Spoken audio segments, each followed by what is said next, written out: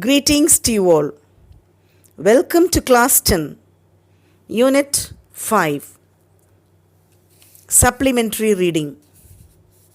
A Day in 2889 of an American Journalist. Written by Jules Verne. This story speaks about the people of the 29th century who live in fairyland. Surfeited as they are with marvels, they are indifferent to the presence of each new marvel. To them, all seem natural. The year is 2889, the date 25th July, and the place is the office block of the managing editor of the Earth Herald, the world's largest newspaper. In this futuristic story written in 1889, the writer describes how he visualizes the world 1,000 years later, a world of technological advancements where newspapers are not printed but spoken. Read the following excerpts for the glimpse of this future world. That morning, Francis Bennett awoke in rather a bad temper. This was 8 days since his wife had been in France, and he was feeling a little lonely. As soon as he awoke, Francis Bennett switched on his phone telephone whose wires led to the house he owned in the Champs-Élysées.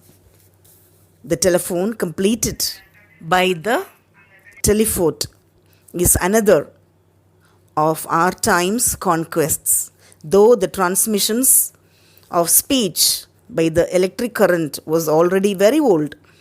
It was only since yesterday that vision could also be transmitted, a valuable discovery, and Francis Bennett was by no means the only one to bless its inventor when, in spite of the enormous distance between them, he saw his wife appear in the telephotic mirror. Francis, dear Francis, his name spoken by that sweet voice gave a happier turn to Francis Bennett's mood. He quickly jumped out of bed and went into his mechanized dressing room. 2 minutes later, without needing the help of a valet, the machine deposited him washed, shaved, shod, dressed, and buttoned from top to toe. On the threshold of his office, the day's work going to begin. Francis Bennett went on into the reporter's room. His 1,500 reporters, placed before an equal number of telephones, were passing on to subscribers the news which had come in during the night from the 4 quarters of the earth. In addition to his telephone, each reporter has in front of him a series of commutators which allow him to get into communication with this or that telephotic line. Thus, the subscribers have not only the story but the sight of these events. Francis Bennett questioned one of the 10 astronomical reporters, a service which was growing because of the recent discoveries in the stellar world. Well, Cash, what have you got? Photo telegrams from Mercury, Venus, and Mars, sir. Interesting. And Jupiter? Nothing so far. We haven't been able to understand the signals the Jovians make. Perhaps ours haven't reached them. Aren't you getting some results from the moon at any rate? Not Mr. Bennett. Well, This time, you can't blame optical science. The moon is 600 times nearer than Mars, and yet our correspondence service is in regular operation with Mars. It can't be telescopes we need. No, it's the inhabitants, Corley replied. You dare tell me that the moon is uninhabited? On the face, it turns towards us. At any rate, Mr. Bennet, who knows whether on the other side? Well, there is a very simple method of finding out, and that is to turn the moon round. And that very day, the scientists of the Bennet factory started working out some mechanical means of turning our satellite right around. On the whole, Francis Bennet had reason to be satisfied. One of the Earth's herald astronomers had just determined the elements of the new planet Gandhini.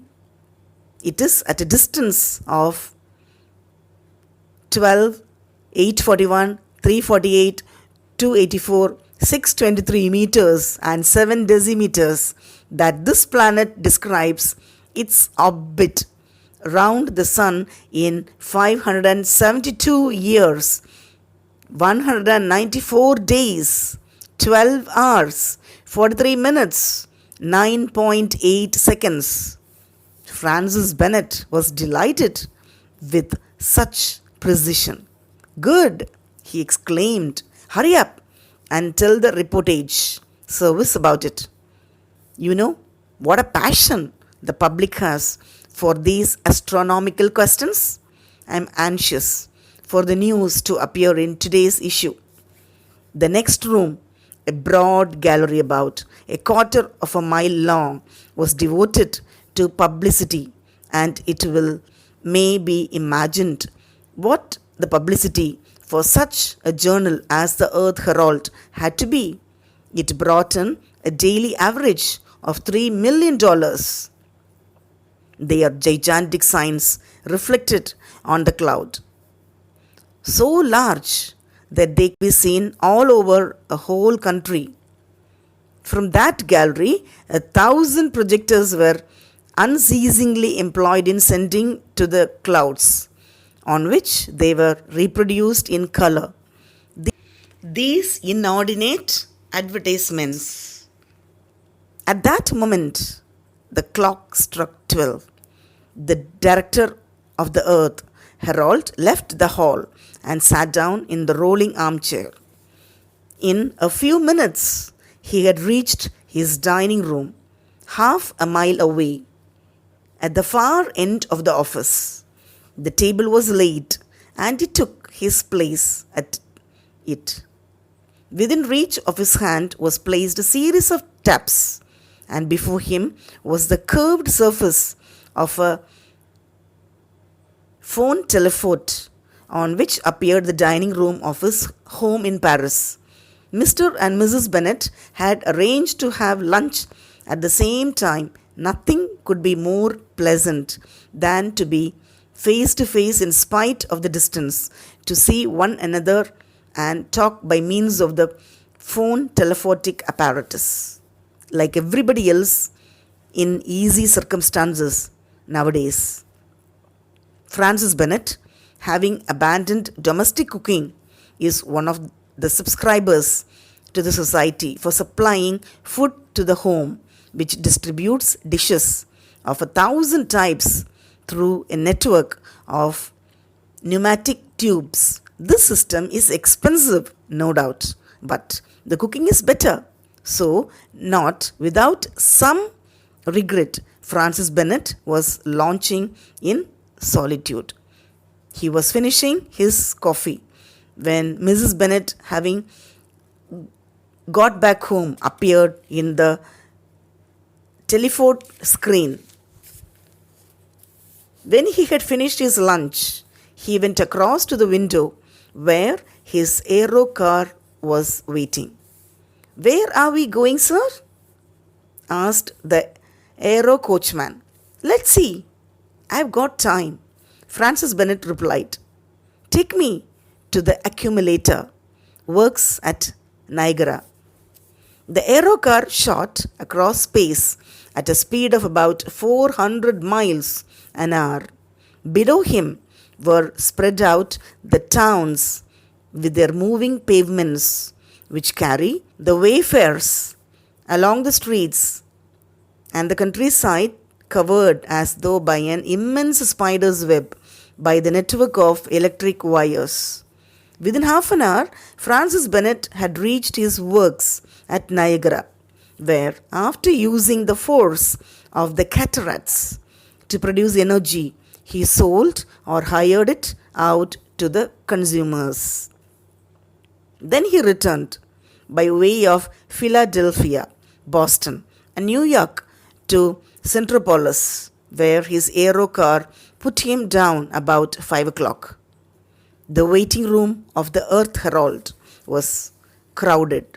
A careful lookout was being kept for Francis Bennett to return for the daily audience. He gave to his petitioners. Among their different proposals, he had to make a choice. Reject the bad ones, look into the doubtful ones, and welcome the good ones. He soon got rid of those who had only useless or impracticable schemes. A few of the others received a better welcome, and foremost among them was a young man whose broad brow indicated a high degree of intelligence. Sir, he began, though the number of elements used to be estimated at 75, it has now been reduced to 3, as no doubt you are aware. Perfectly, Francis Bennett replied. Well, sir, I am on the point of reducing the 3 to 1 if I don't run out of money. I will have succeeded in 3 weeks. And then, sir, I shall really have discovered the absolute. And the results of the discovery? It will be to make the creation of all forms of matter easy. Stone, wood, metal, fibrin. Are you saying you are going to be able to construct a human being? Complete. The only thing missing will be the soul. Francis Bennett assigned the young fellow to the scientific editorial department of his journal.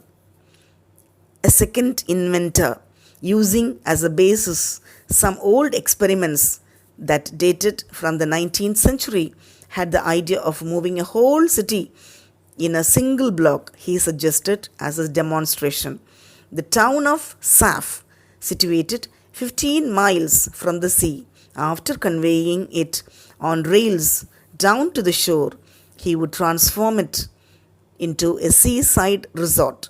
Francis Bennett, attracted by the project, agreed to take a half share in it. The proposals heard and dealt with, Francis Bennett went to stretch himself out in an easy chair in the audition room. Then, pressing a button, he was put into communication with the central concert. After so busy a day, what charm he found in the works of our greatest masters, based on the series of delicious harmonico-algebraic formulae. During his meal, photo-telephotic communication had been set up with Paris. When do you expect to get back to Centropolis, dear Edith? Asked Francis Bennett. I am going to start this moment. By tube or aerotrain? By tube. Then you will be here at 11:59 this evening, Paris time. No, Centropolis time. Goodbye then. And above all, don't miss the tube. These submarine tubes by which one travels from Paris in 295 minutes are certainly much preferable to the aero trains which only manage 600 miles an hour. Francis Bennett, very tired after so very full a day, decided to take a bath before going to bed. There was always a bath already in the office. He touched the button.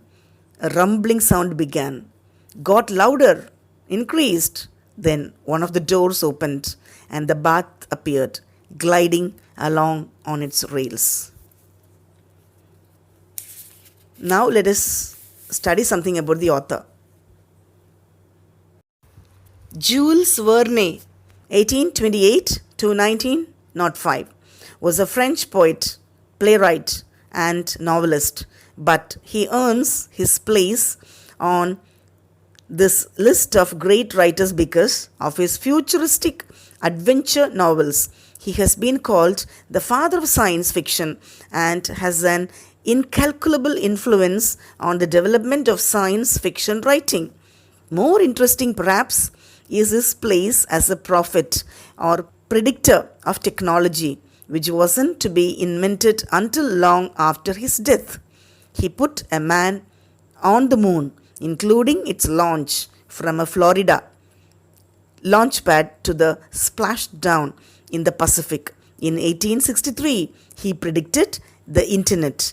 Paris in the 20th century, 1863, depicts the details of modern life: skyscrapers, television, maglev trains, computers, and a culture preoccupied with the internet. Hearty thanks to all the subscribers. I owe a lot to you.